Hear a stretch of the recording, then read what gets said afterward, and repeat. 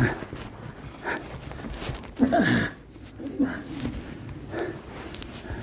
الله. أعوذ بالله من الشيطان الرجيم. بسم الله الرحمن الرحيم.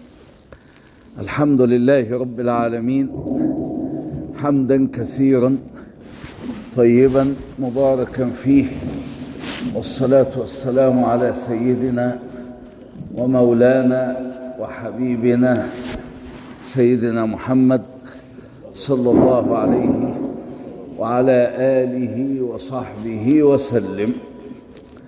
السلام عليكم ورحمة الله وبركاته.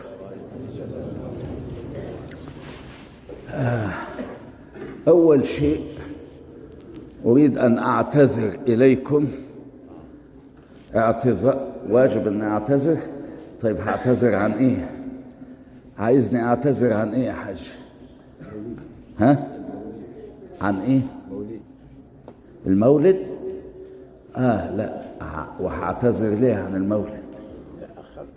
ها؟ كيف حالك يا سديس؟ لا لا، أريد أن أعتذر لشيء أنا أقع فيه، مشكلة أنا كتير أعملها والناس يشكون مني في هذا وعندهم حق. إن الخطبة تطول مني، الخطبة تطول مني ولا أحكمها. أول شيء، هم في المسجد وضعوا هذه الساعة، شايف هنا في ساعة، هذه الساعة هم عاملينها للخطيب عشان يقف عند الوقت. وأنا من أول الناس في فرنسا الذين ناديت طول حياتي بأن الخطبة لازم يكون لها موعد في أولها وموعد لنهايتها، لأن يوم الجمعة في فرنسا هو يوم عمل، في بلادنا هو يوم إجازة.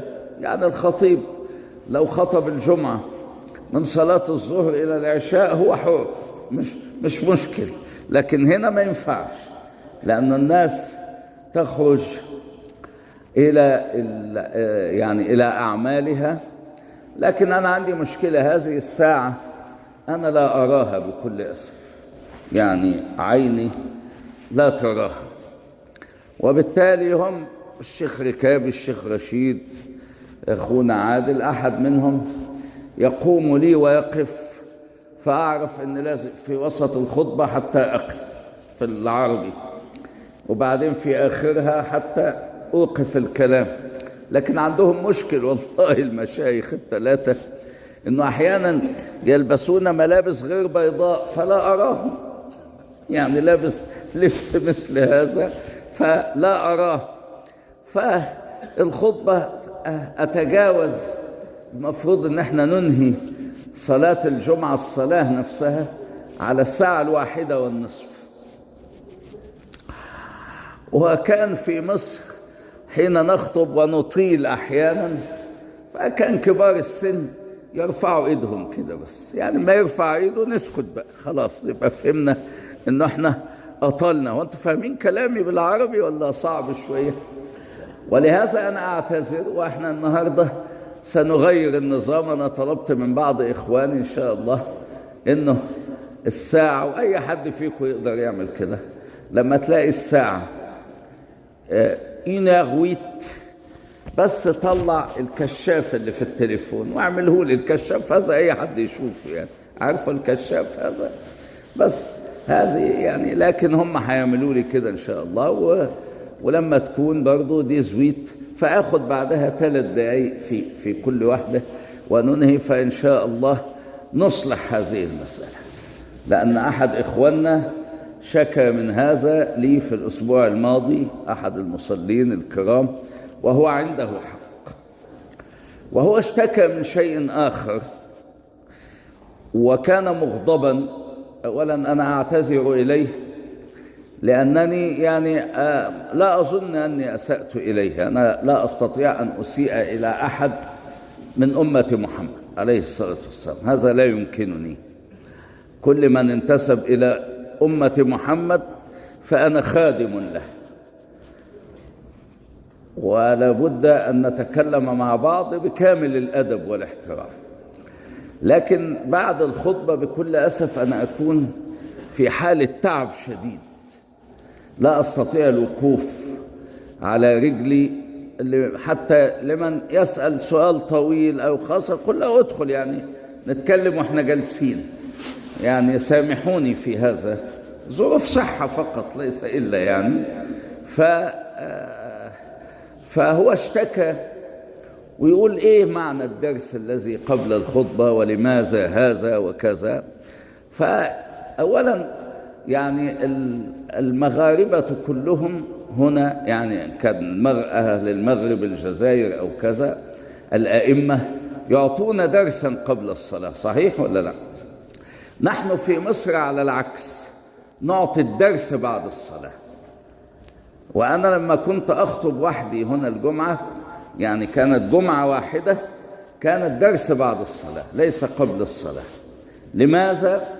لأنه بعد الصلاة أنا لا أحبس أحدا، يعني الصلاة انتهت، من أحب أن يمشي يمشي، من أحب أن يجلس يجلس.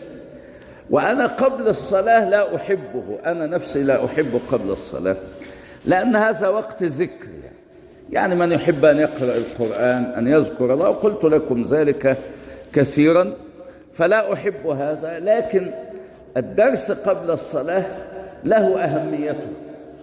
ما هي أهمية الدرس قبل الصلاة؟ يعني الدرس غير الخطبة.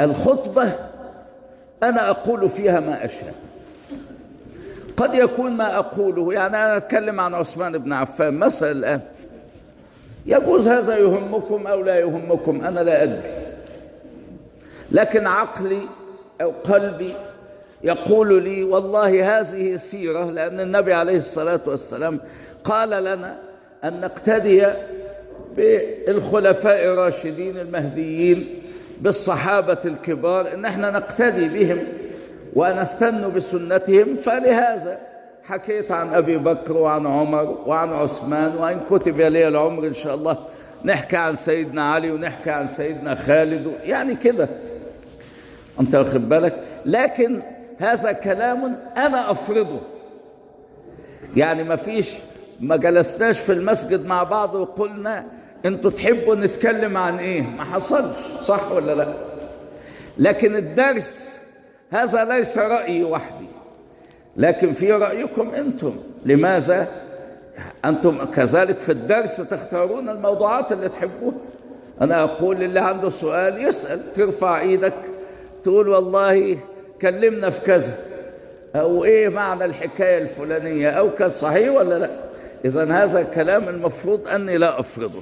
حتى الكلام الذي أقوله الآن أنا لا أفرضه، أنا أجيب لواحد سألني عليه المرة اللي فاتت واشتكى مني في هذا. يعني واضحة ولا غامضة؟ نقول الكلام ده بالفرنسي ولا مش مهم؟ يعني la semaine dernière il y avait un frère, un de nos frères qui fait la prière ici, qui était fâché ou très fâché contre moi. Il avait raison. Il dit que je parle beaucoup de le prêche. Et le prêche est très long. Il a raison. Et ça me dépasse. Et je vous explique, Inch'Allah, on va corriger ça. Inch'Allah. Comment on va corriger? Alors, normalement, le prêche avec la prière, il doit terminer à 13h30. Exact. Et que les gens sortent vite de la mosquée pour que les autres qui attendent, qui font la queue devant la mosquée, rentrent à la mosquée et s'assoient. Et pour deuxième prêche. Alors quand je prends plus de temps, ça gêne les gens qui travaillent, qui sortent simplement pour le déjeuner. Alors ça c'est 1 heure pour le repas, peut-être ils ne mangent pas, ils viennent par piété faire la prière, qu'Allah, Inch'Allah, les récompense tous, qu'Allah nous récompense, nous tous, Inch'Allah. Alors là, il y a des gens qui sacrifient de leur heure de repos et qu'ils viennent à la mosquée. Ils se mettent debout à l'extérieur de la mosquée simplement pour faire la prière, mais ils doivent revenir vite. Alors là, je suis peut-être la première personne, d'après ce que je sais en France, que j'ai demandé toujours, il y a 40 ans, que la prière de vendredi, il doit être précis de temps. Ça veut dire, il commence, on doit déclarer que la prière, il commence telle heure, termine telle heure. Et chaque mosquée, il fait ça.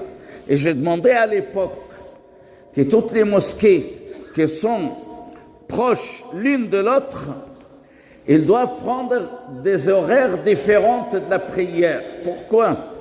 Il y a des gens qui sortent de travail, par exemple, midi, et des autres qui sortent 13 heures, et des autres peut-être qui peuvent sortir à 13h30, par exemple. Alors, s'il y a ici une mosquée à Bagnolet, là, une autre mosquée à Montreuil et une autre mosquée à Léla, ils ne doivent pas, à mon avis, ils ne doivent pas faire la prière de vendredi en même temps. Pourquoi? Tu es sorti de ton travail, tu es arrivé ici, la prière est terminée, tu peux faire la prière dans une mosquée qui est à côté, car on doit connaître les horaires des prières de vendredi dans toutes les mosquées qui nous entourent. Mais personne des responsables des mosquées acceptait ma parole. Personne. Et je demandais toujours que les responsables des mosquées donnent les gens un questionnaire comme ça. Vous connaissez le questionnaire? Papier comme ça. Tu veux que la prière soit de telle heure à telle heure. Et on donne des choix. Simplement, tu mets un croix pas pour le musulman.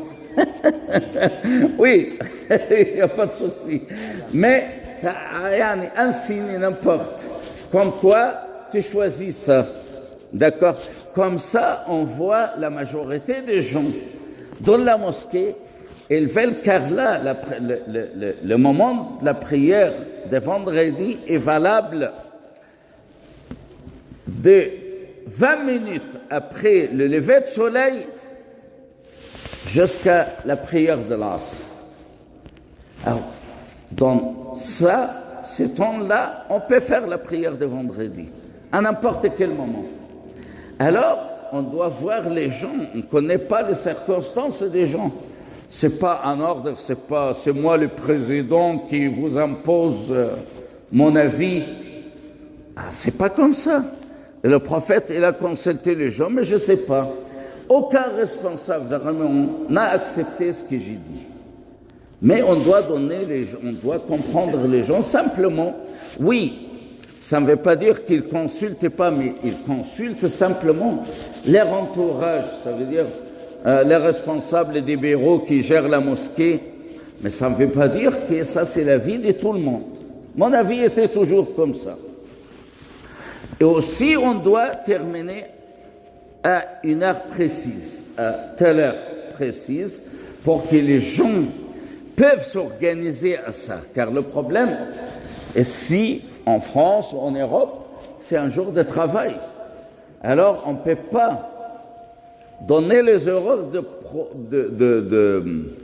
de prière qui sont convenables pour les chômeurs ou bien les retraités comme moi.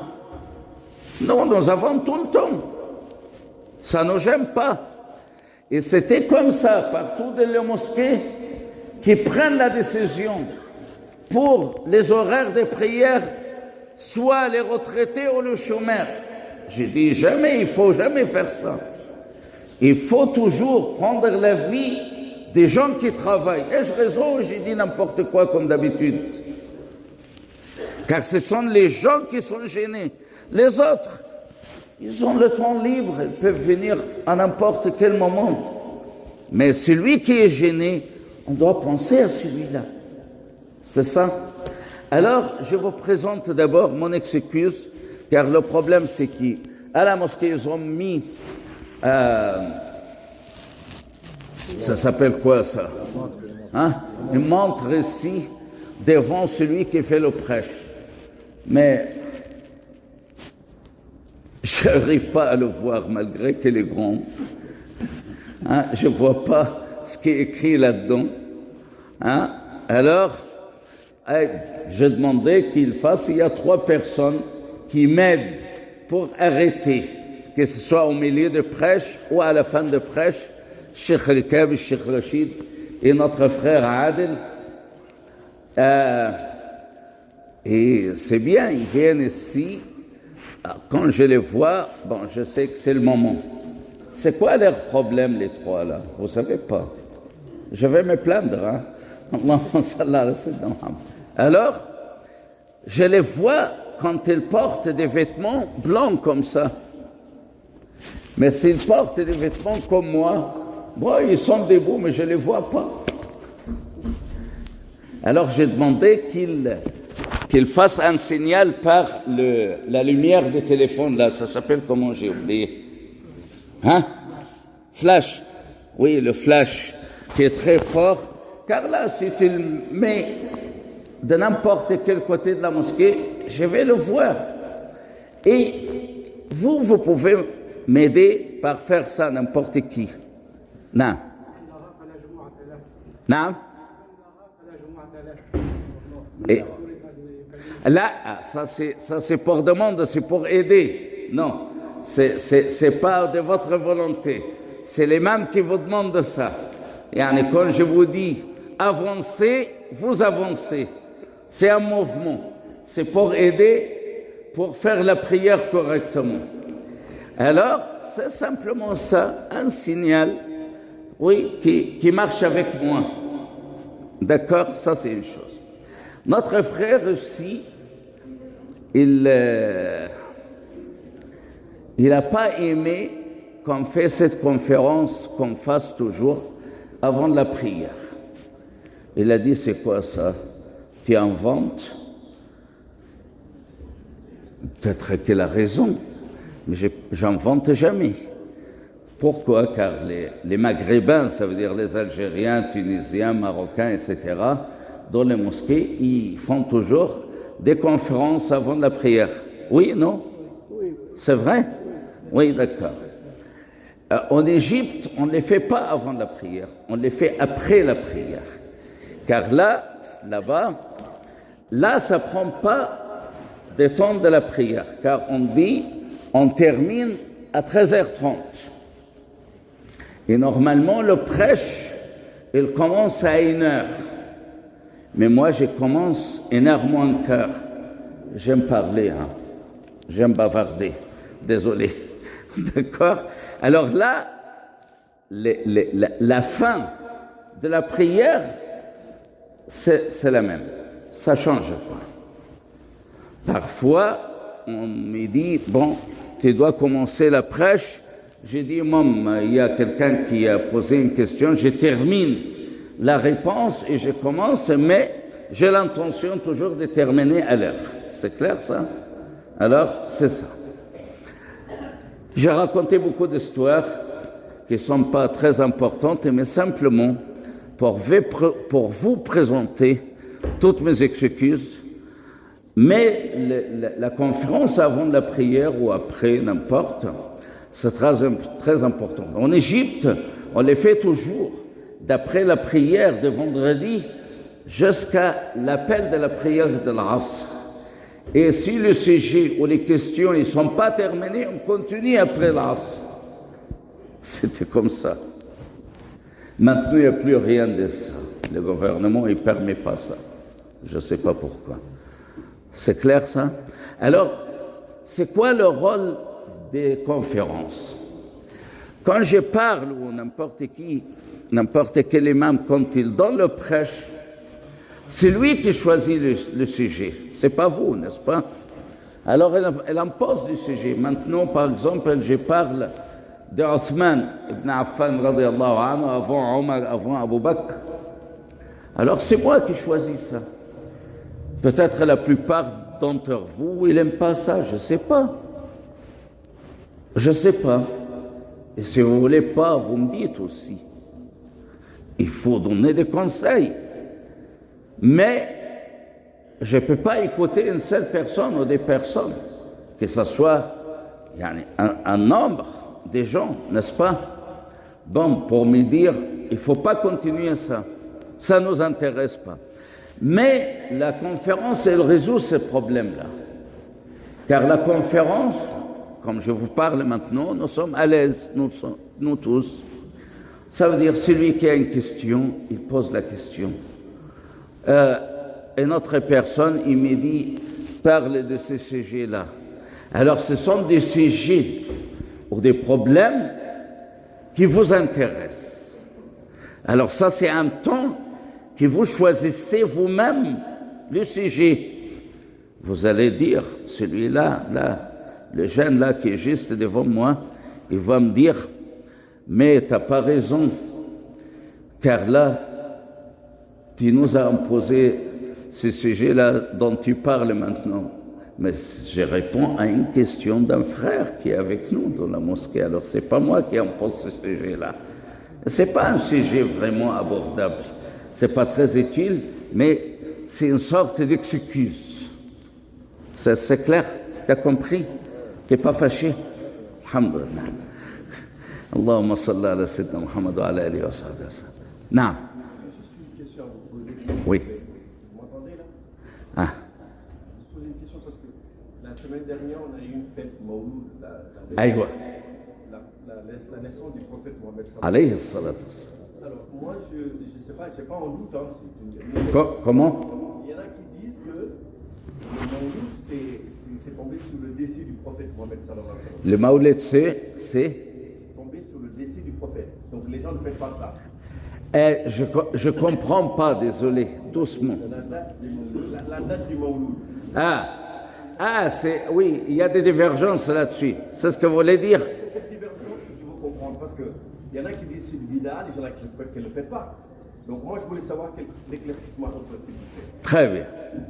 Avant ça, vous appelez comment? Moi, je m'appelle Ali, je vous ai déjà connu. Hein. Ali. On a déjà pleuré ensemble, monsieur. J'aime pas ce nom, car j'ai mon fils Ali aussi. Et j'aime Sayyidina Ali. J'aime beaucoup. Le problème, c'est que je ne vous vois pas vraiment. Oui, on se verra après pour faire la connaissance. On s'est déjà vu, on a pleuré ensemble, votre ami qui était décédé. La ilaha illallah. Barakallahu fik.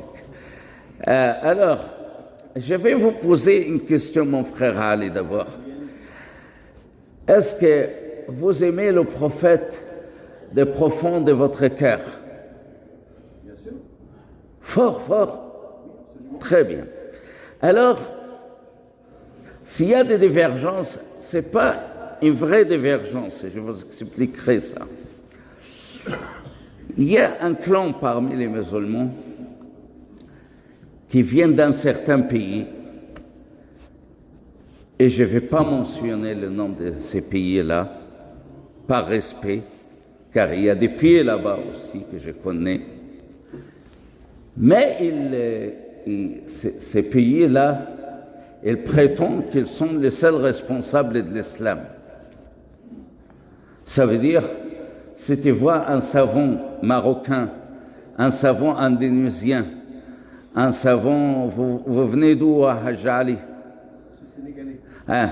Un savant sénégalais, il y en a beaucoup au Sénégal, et j'en connais plusieurs. Des Mali, je ne sais pas, d'Égypte et de la Syrie, il ne faut pas les écouter. C'est nous seuls qui connaissons l'islam. Est-ce qu'il y a quelqu'un qui peut prétendre ça? C'est n'importe quoi. L'islam, c'est pour tous les musulmans. L'islam est pour tous les musulmans. Et tous les musulmans sont responsables. Et chaque pays, il a ses savants.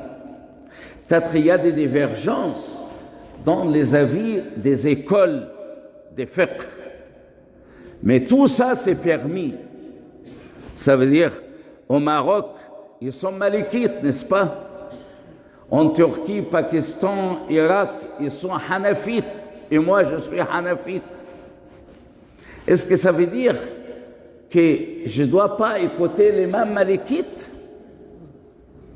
Et dans ces pays-là dont j'ai évoqué maintenant, ils sont un clan des Hanabila.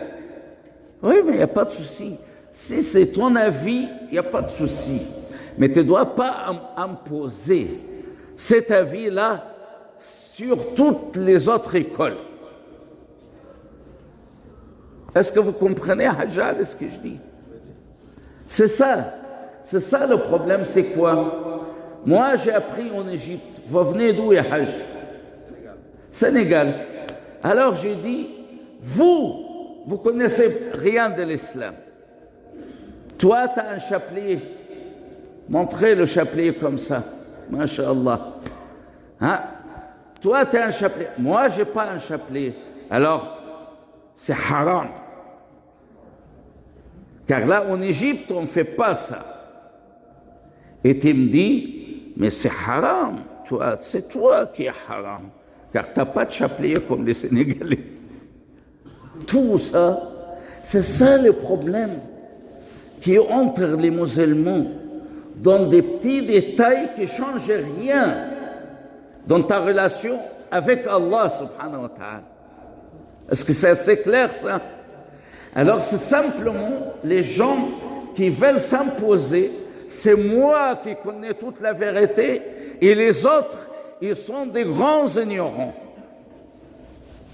Même s'il y a une divergence, disons, moi je vais célébrer la naissance du prophète aujourd'hui, qui est le vendredi, qui n'est pas un lundi, car le prophète, il a célébré sa naissance tous les lundis par le jeûne. C'est vrai, Hajj Ali, ou non? D'accord. Alors, et aussi, nous ne sommes pas les 11 Rabi'a, que la plupart des savants, ils ont dit il est né à cette nuit-là. Mais il y a trois autres qui ont dit non. C'est pas grave. Mais je vais les célébrer maintenant. Célébration de naissance du prophète, c'est quoi?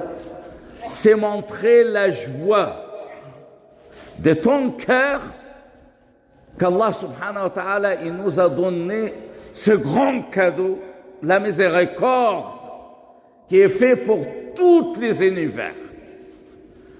Alors célèbre la naissance du prophète quand tu veux. C'est clair, et Hajjali? Montre ta joie, ton amour. C'est le moment, c'est celui qui me fait peur. Hein? Al-Hajj Hassan, oui, il est fort et sa main est lourde. Mais alhamdoulilah, je suis habitué.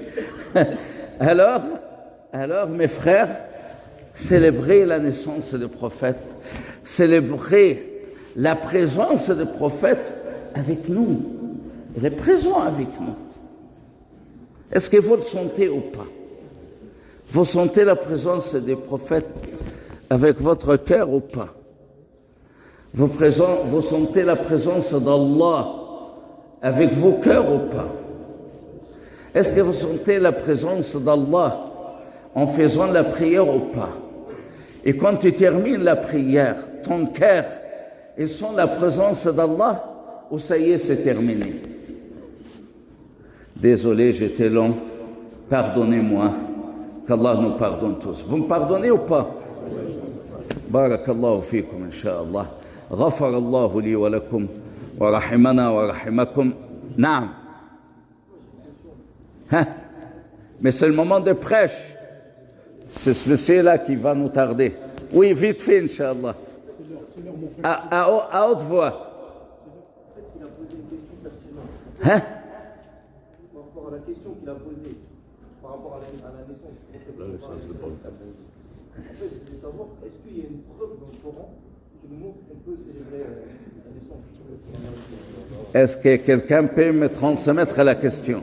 La question que je vous ai posée, la question que je vous ai posée, elle est pertinente. Donc, il demandait, est-ce que dans le Coran, y a-t-il une preuve que le prophète est né, on doit célébrer? Non, dans le Coran, non. Non, non. Mais ce sont les gens qui entourent le prophète. Et à l'époque, on sait celui-là est né comme, c'est tout. Avant, il n'y avait pas Et je vous dis, c'est pas l'essentiel qu'il est né telle date exactement, mais on est content de la présence du prophète, qu'il soit né aujourd'hui, hier, demain, c'est pas ça ce qui est très important. Et cette divergence, la plupart des savants, ils disent qu'elle est née la nuit des 12 Rabi' al-Awwal. Mais quand tu célèbres, mais le prophète, il l'a pas célébré la nuit des 11 Rabi' al-Awwal, il l'a célébré tous les lundis.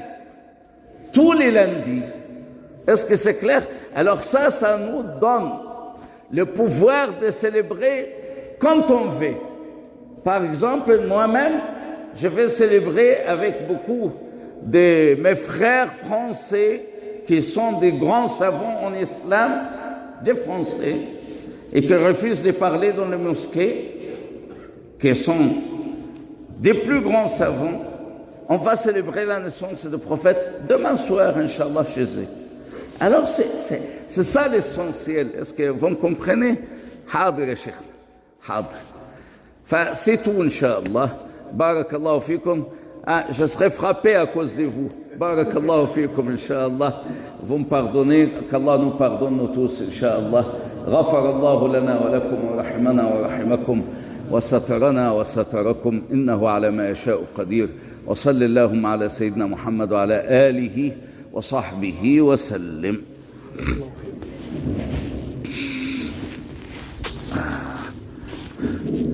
بسم الله.